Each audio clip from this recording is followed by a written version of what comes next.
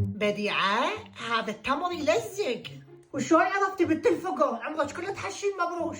حتشف الشرعان يا ريت العيد يعدي على خير، بس تردين الصدق هو شوية يلزق. هذا حلقك اللي يلزق عيوني بأماني. هلا وبنات، اليوم راح اسوي وياكم روتين العيد للعنايد البشرة. ابداع.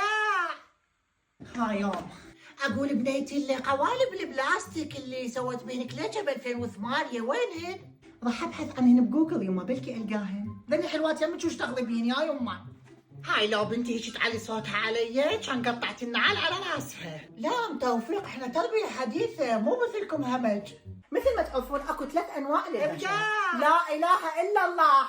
بنيتي ابداع، دزيلي معايدات على الواتساب وحطي لي صورتي بنصهن، هاي بالضحكة حتى تزهن الغبشة للقرايب. عليا من بديعة انت غير مخيستها ويا الكل. فال3 انواع للبشرة هي الدهنية. بنيتي ابداع عندك 5000 حتى كمل عادي بنات عندك؟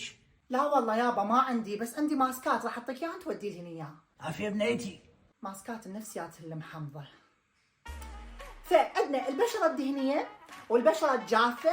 ابداع من حيجينا باكر؟ مبدع تطلع منا لا اقلب الغرفة على راسك، ترى طلعت روحي. بنات هاي ليالي نزلت فيديو على الانستا. يا هلا بيك هالنبراتين